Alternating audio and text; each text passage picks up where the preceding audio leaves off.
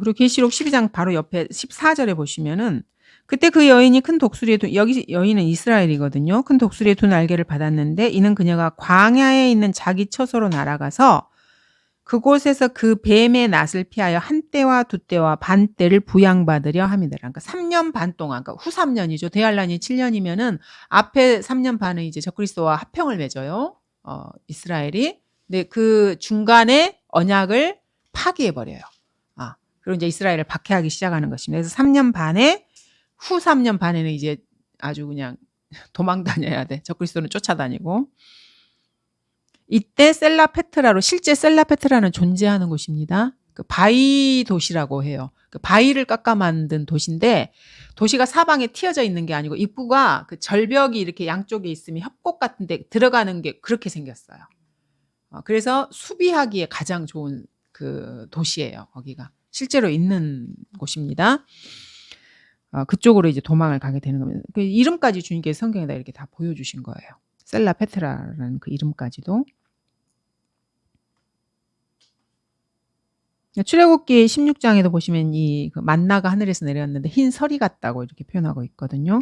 이스라엘이 광야에서 이거를 먹었어요.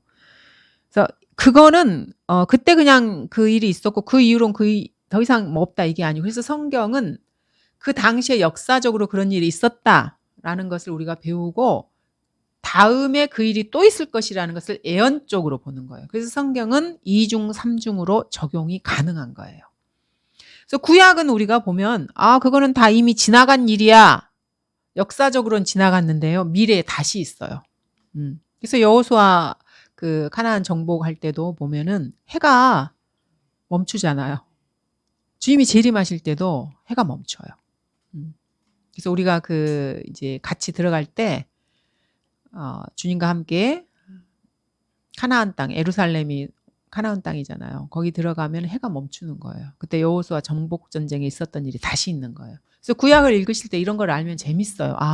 주님이 이렇게 숨은 그림 찾기처럼 이렇게 하나하나 이렇게 성경에다 이거를 이렇게 숨겨놓으신 거를 이렇게 보면은, 그래서 성경 공부가 재밌는 건데, 과거의 일이라고만 생각하면 재미가 없잖아요. 뭐 이미 다 지난 일인데 뭐 이렇게 생각하잖아요. 그래서 성경을 우리가 예언서라 그러는 거예요. 구약에, 그래서 전도서에 보면은 예전에 있었던 일이 다시 있다는 표현이 있어요. 그 표현이 그 표현이에요. 구약이 다시 일어날 거예요. 이전에 있었던 일이 미래에 다시 있게 되고, 그래서 해 아래는 새 것이 없다는 말이 이런 말입니다.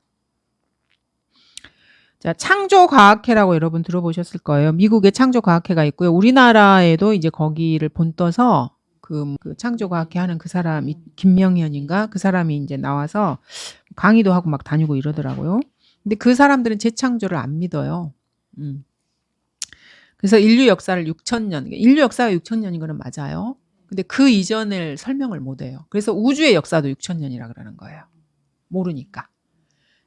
성경을 안 믿어. 그리고 특히 미국의 창조과학회는 그나마 나은데 우리나라는 개혁성경을 쓰잖아요. 그러니까 더 심해요. 미국은 킹제임 성경을 쓰는데 우리나라에 들어온 사람 와서 뭐 자기들이 거기를 이제 따라서 뭐 한다 하면서 뭐 강의도 하고 막 하는데 그 사람들은 개혁성경을 쓰잖아요. 그러니까 더 심한 거야. 미국의 그 창조과학회보다. 그래서 이 사람들은 비못이나 리비아단 이런 게 이렇게 나오잖아요, 성경에. 그럼 이런 거는 이런 거는 뭐지? 그래가지고 이거를 공룡이라고 해요. 성경을 문자 그대로 받아들이지 않는 것입니다. 이 창조과학계 사람들도요. 향상된 계시를 받지 못하고 거부하는 것입니다. 그래서 이 만나, 구약에 나온 이 만나는 사탄의 머리 중에 하나와 관련이 있다는 것을 우리가 볼 수 있습니다. 이 사탄이 그 둘째 하늘과 셋째 하늘 그 사이 깊음에서 헤엄치고 다니고 있는 거예요. 지금도. 어마어마한 크기에. 그래서 뭐 지구보다 크다? 이게 아니고요. 은하수보다도 더 클 거예요, 아마. 그러니까 이 존재를 무시하면 안 돼요.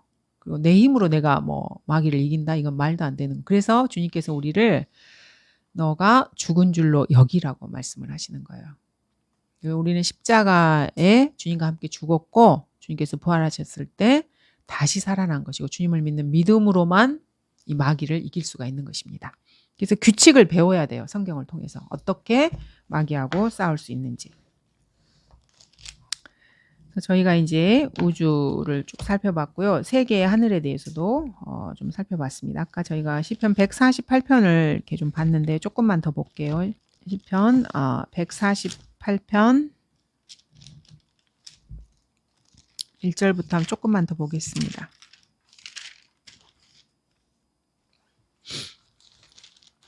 이 부분 한번 읽어볼게요. 너희는 주를 찬양하라. 너희는 하늘들에서부터 주를 찬양하며 높은 곳들에서 그를 찬양하라. 그의 모든 천사들아 너희는 그를 찬양하라. 그의 모든 군대들아 너희는 그를 찬양하라. 그래서 주님께도 군대가 있습니다. 그래서 주님의 이름 중에 하나가 만군의 주예요. 그래서 주님은 전사셔요. 전사. 그냥 이렇게 애기로 나온 그 연약하고 아무것도 할 수 없는 그 아기 예수가 아니고 주님은 전사예요. 전사. 군대 대장이시고요. 영어로 이거를 캡틴이라 그래요. 캡틴. 군대 대장이십니다. 해와 달아 너희는 그를 찬양하라. 너희 모든 빛나는 별들아 그를 찬양하라. 5절 보시면 그들로 주의 이름을 찬양케 할지니 이는 그가 명령하셨고 그들은 창조되었음이라. 셋째 하늘 그 아래 모든 피조물들은 주님께서 창조하신 것입니다.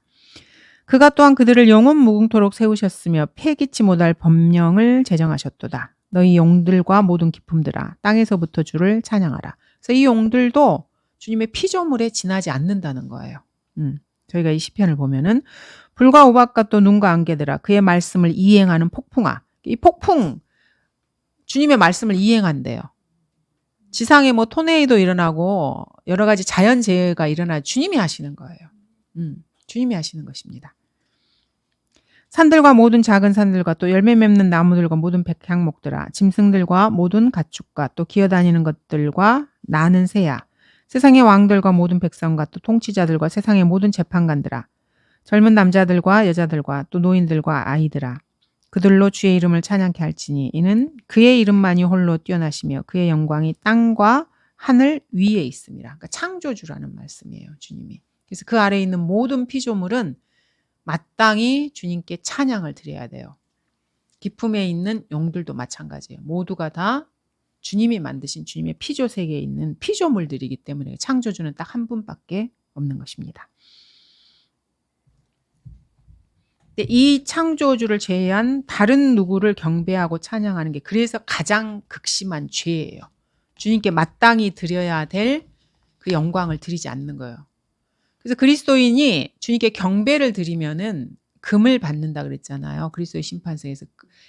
뭐 사람들은 이거를 별로 이렇게 중요치 않게 생각을 해요. 근데 이게 너무너무 주님이 피조물을 만드신 목적 중에 가장 큰 게 그거예요. 주님은 마땅히 경배를 받으셔야 될 분이기 때문에. 그래서 주님을 알아야 돼요. 그래야 그 합당한 경배를 우리가 드릴 수가 있고, 그래서 경배가 쌓여서 금으로 그리스도인들에게 돌아오는 것입니다. 그리스도인이 이 금을 받지 못하도록 세상에서 이제 여러 가지를 만들어서 자꾸 이제 주의를 산만하게 만드는 거예요.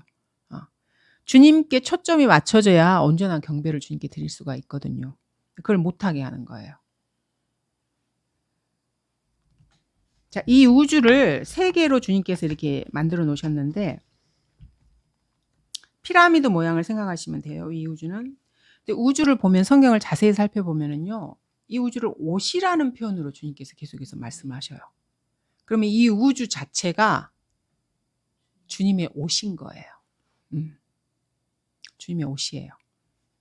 여러분 그 멕시코 사람들이 그 판초라 그러나요? 그 걸치고 있는 거 이렇게 상상해 보시면 그게 어떤 건지 이렇게 목만 이렇게 뚫려져 있지 않고 나머지는 이렇게 돼 있잖아. 이게 그 피라미드 모양하고 비슷하잖아요. 그러니까 우주의 모습이 그런 거예요. 히브리서 1장 10절을 보시면은요. 또 주여 주께서 태초에 땅에 기초를 놓으셨고 하늘들도 주의 손으로 만드신 작품이니이다.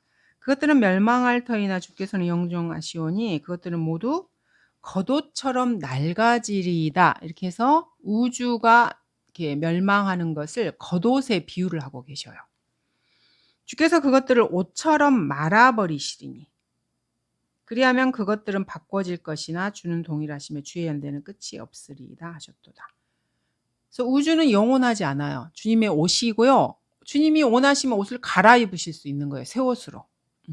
그게 새하늘과 새 땅, 새로운 우주가 펼쳐지는 영원 시대에 그렇게 되는 거예요. 주님이 옷을 갈아입어 버리시는 거예요. 그럼 기존 옷은 어떻게 하느냐? 불태워 버리시는 거예요. 이렇게 말아가지고 우리 옷 이렇게 둘둘둘 말아서 이렇게 책 던져놓고 이렇게 하잖아. 그렇게 할 수도 있잖아요. 둘둘둘 말아서 그냥 불태워 버리시는 것입니다. 그래서 우주를 옷이라고 지금 표현을 해요.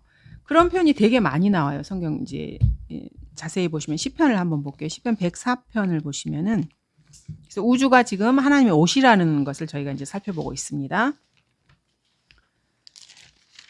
104편 2절에 보시면은 주께서는 옷으로 가리듯이 자신을 빛으로 덮으시고 하늘들을 휘장같이 펼치시며 이렇게 말씀하고 계십니다. 옷에 지금 비유가 되고 있어요. 6절도 보시면은 주께서는 옷으로 덮은 것 같이 기품으로 땅을 덮으셨으니 물들이 산들 위에 섰나이다. 옷으로 뭔가를 덮는 거를 지금 표현을 하고 계세요. 그리고 이사야 40편에도 보시면은 장막에 대한 표현이 나오는데요. 40편 22절에 보시면은 자, 온영의 지구 위에 앉으신 분이 이게 지금 이사야가 BC 700년 그쯤에 지금 된 건데 그때 지금 지구를 온영이라고 표현하고 계십니다. 이때는 사람들이 지구가 다 평평하다고 믿었던 시대잖아요. 성경은 온영이라고 말씀하고 계십니다. 온영의 지구 위에 앉으신 분이 그분이시니 그곳의 거민들이 메뚜기 같으며 하늘에서 쳐다보면 메뚜기도 과하죠. 먼지보다도 못한 존재니까. 메뚜기 같으며 하늘들을 휘장같이 펼치셨으며 그 안에 거할 장막처럼 펴셔서 장막 모양을 보시면 그것도 이렇게 원뿔 모양이죠. 피라미드 모양이고요. 그래서 하늘들을 주님이 휘장도 이렇게 펼쳤다가 펼치기도 하고 이렇게 다시 이렇게 모으기도 하고 이렇게 하죠. 하늘, 이렇게 우주를 주님께서 그렇게 하신다는 말이에요. 그리고 아주 재밌는 게 요한복음에 보시면요. 주님께서 십자가에 못 박히시기 전에 입으셨던 옷이요. 이 판초처럼 생긴 통옷이에요. 통옷. 요한복음 19장에 보시면. 성경은 우연히 이렇게 기록된 게 아니고요. 하나님께서 그 단어를 써서 성경을 기록하신 거는 반드시 주님의 의도가 있으셔서 그런 거예요. 19장 23절에 보시면은 그때 병사들이 예수를 십자가에 못 박고 나서 주의 겉옷을 들고 4조각으로 나누어 각자 한 조각씩 가지며 또한 주의 속옷도 가지니 그 속옷은 잊지 않고 위로부터 통으로 짠 것이라. 우리가 지금 입고 있는 옷은요, 이게 재단선이 다 있잖아요. 그 재단을 해서 그걸 이은 거잖아요. 그래서 여러 조각을 합쳐서 하나의 옷을 만든 건데 예수님께서 이때 입고 계셨던 속옷은 잊지 않았고요. 하나를 통으로 짠 거예요. 그러면 뭐 예수님 옷까지 이런 걸 이렇게 기록을 해놓나? 뭐 이런 별로 시덥지 않게 별로 중요하지도 않은 것 같은 걸 왜 이렇게 해놓으셨지? 아니에요. 중요하기 때문에 해놓은 거예요. 왜냐하면은 주님께서 우주를 주님의 옷으로 지금 묘사하시는 거를 우리가 이거를 통해서도 알 수가 있어요. 통옷이에요. 통옷. 우주는 주님의 통옷처럼 생긴 거예요. 우주의 모양을 우리가 이걸 통해서도 알 수가 있습니다. 그래서 우주는 머리가 이제 꼭대기 부분이 이렇게 뻥 뚫려 있는 그 멕시코 사람들이 입는 그 판초 그것처럼 이렇게 생겼고 하나의 통으로 된 거예요. 잊지 않고 통으로 된 우주의 모양 같은 것입니다. 그래서 이 통원 모양을 건축물로 보면은 이게 피라미드 모양이에요. 산처럼 됐잖아요. 그래서 산이라고 계속해서 묘사가 돼요. 그리고 주님이 계신 곳은 이 우주의 정상이잖아요. 근데 그 꼭지점이 없는 거예요. 이게 잘려져 나간 거죠. 그러니까 피라미드는 이렇게 제일 끝이 꼭지점이 이렇게 있잖아요. 근데 셋째 하늘은 이게 잘려진 거예요. 그럼 그 위에 어마어마한 면이 펼쳐져 있는 거잖아요. 거기가 셋째 하늘인 거예요. 그리고 거기에 주님의 보좌가 있어요. 그러니까 피라미드는 맞는데 꼭지점이 잘려져 나간 피라미드를 생각하시면 됩니다. 거기가 셋째 하늘이니까. 이사야 14장도 보시면 저희가 지금 옷과 관련해서 우주의 모양을 지금 보고 있습니다. 이사야 14장을 보시면은 14장 13절에 이제 사탄이 말하는 거예요. 내가 하늘에 올라가서 내가 내 보좌를 하나님의 별들보다 높일 것이요. 내가 또한 북편에 있는 회중의 산 위에 앉으리라. 이렇게 지금 말하고 있거든요. 산으로 지금 이게 묘사가 되고 위치를 북쪽이라고 지금 여기서 말하고 있습니다. 그러니까 주님이 계신 곳이 북편이고요. 그 아래가 남쪽이겠죠. 당연히. 위가 이렇게 북이면 그 아래쪽은 남쪽이에요. 그래서 주님이 계신 방향이 북쪽 방향. 그래서 우리가 이거를 진북 방향이라고 하는 거예요. 그래서 모든 나침판들이 북쪽을 가리키는 게 이상하지 않습니까? 왜 북쪽을 가리키지 얘네들이? 이유가 있어서 그래요. 거기를 보라 이거예요. 거기에 주님이 계시니까. 그래서 모두가 거기를 향해야 되는 거예요. 북쪽에 주님이 계시다는 거를. 저희가 아까 시편을 좀 봤었죠. 시편 75편을 보시면은 이 북쪽과 관련된 이야기가 지금 나와요. 주님은 표현을 참 재밌게 하십니다. 북쪽에 내가 있다 이렇게 안 하고요. 75편 6절 7절에 보시면은 이는 높이는 일이 동쪽에서나 서쪽에서나 남쪽에서 오는 것이 아니기 때문이라. 이게 시편이잖아요. 시인의 감성으로 지금 쓰시는 거예요. 그럼 동쪽도 아니고 서쪽도 아니고 남쪽도 아니면 어디겠어요? 북쪽이죠. 사람을 세우고 낮추고 나라가 하나 세워지고 망하고 이게 다 주님으로부터 오는 거예요. 오직 하나님께서 재판장이시니 그가 한 사람은 낮추시고 다른 사람은 세우시도다. 그리고 이제 8절에 보시면은 후반부에 그가 그것을 쏟으시니 지상의 모든 악인들이 그것에 찢기를 짜 마시리로다. 그래서 주님이 이 지상에 있는 악인들을 어떻게 하실지를 높이시고 낮추시는 그분이 이미 정하셨어요.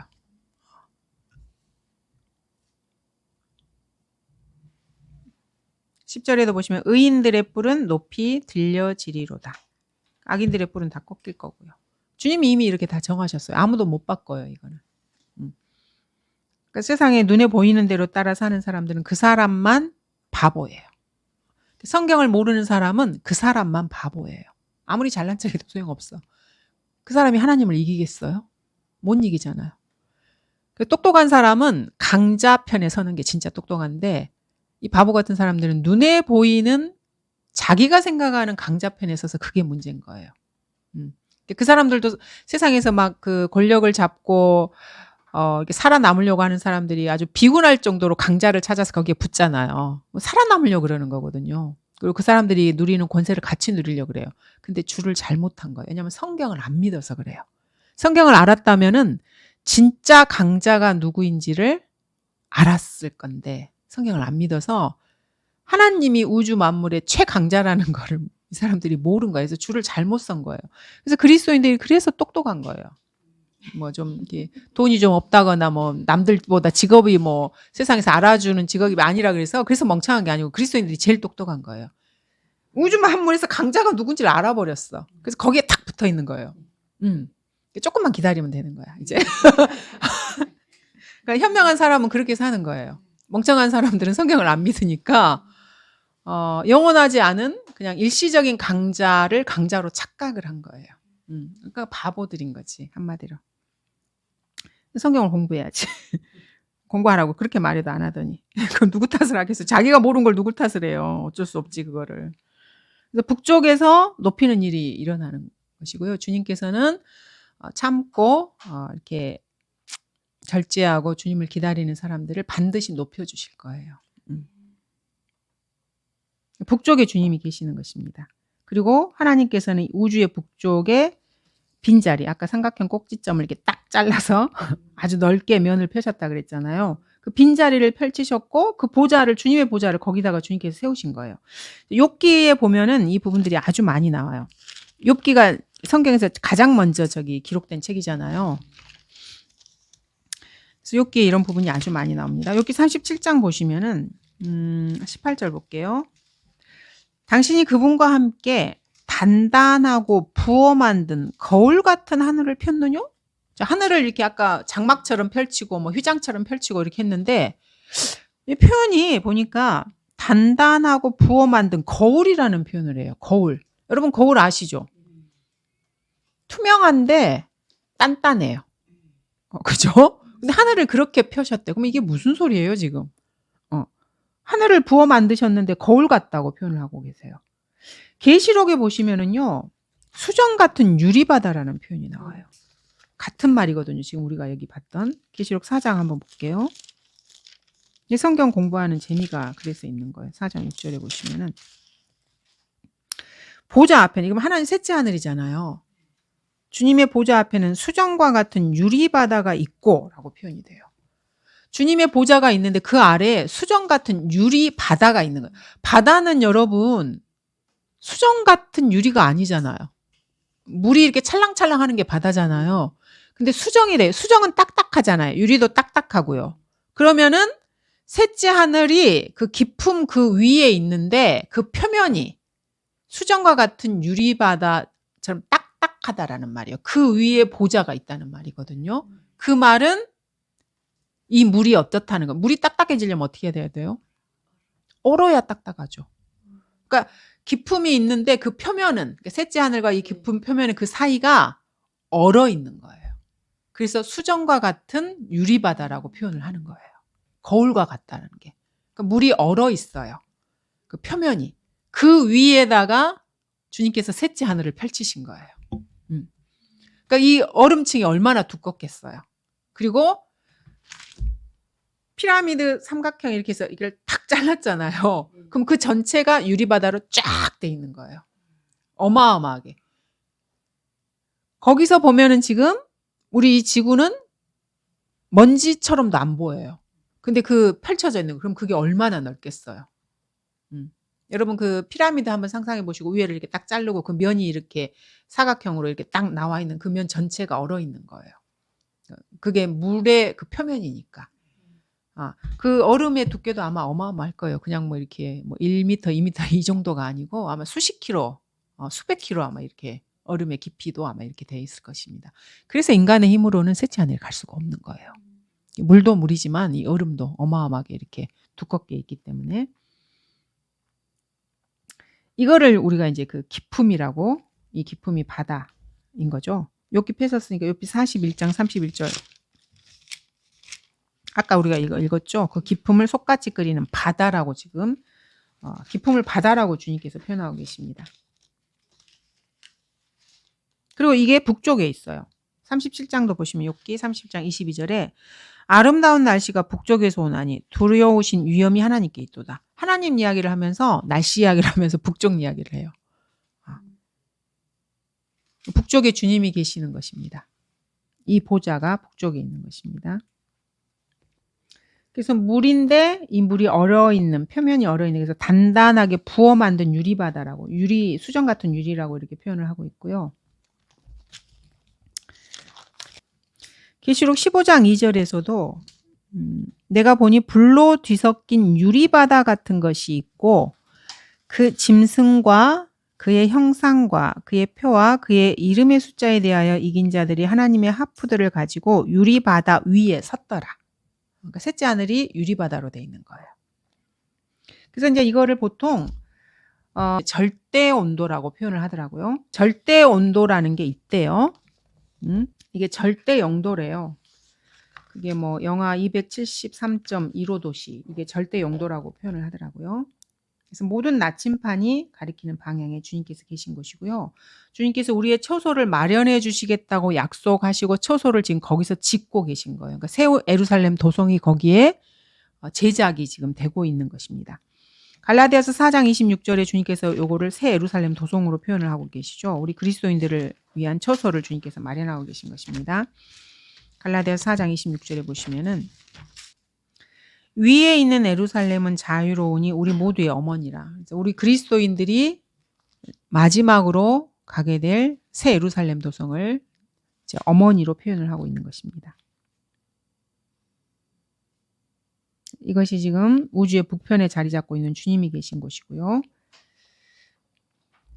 그래서 골로새서 3장 1절에서도 주님께서 그러므로 너희가 그리스도와 함께 살아났으면 위에 있는 것들을 구하라고 했을 때 위가 여기를 말하는 거예요. 북쪽, 주님이 계신 보좌. 거기에 마음을 둬야 된다는 것입니다. 거기에는 그리스도께서 하나님의 오른편에 앉아 계시느니라. 위에 있는 것들에 너희 마음을 두고 땅에 있는 것들에 마음을 두지 말라. 이렇게 말씀하신 곳이 바로 이 북쪽, 진북, 주님이 계신 그 보좌를 말하는 것입니다. 여기가 지금 얼어 있고요. 그래서 그 아래까지는 시간이 흘러요. 유리바다 그 아래쪽에서는 시간이 흐르는데 유리바다 위쪽에서는 시간이 그 절대 영도에서는 흐르지 않는데요. 정지된 거예요. 그래서 거기는 영혼인 거예요. 그 아래는 우주에는 시간이 흘러가는데 그 위쪽에 셋째 하늘이 영혼인 이유가 절대 영도로 인해서 시간이 멈춘 상태라고 합니다. 욥기 26장도 한번 보겠습니다. 욥기 26장 7, 8절을 보시면은 그는 북쪽을 빈자리에 펼치시고 땅을 허공에 매다시는도다. 그래서 지구도 허공에 떠 있는 거예요. 북쪽의 빈자리에 크게 이렇게 펼치셨어요.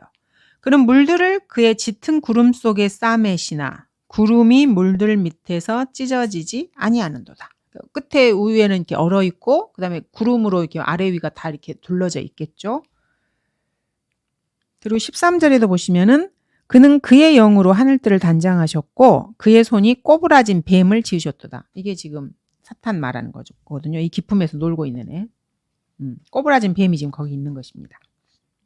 이렇게 해서 저희가 이제 우주의 모습에 대해서 살펴보았습니다.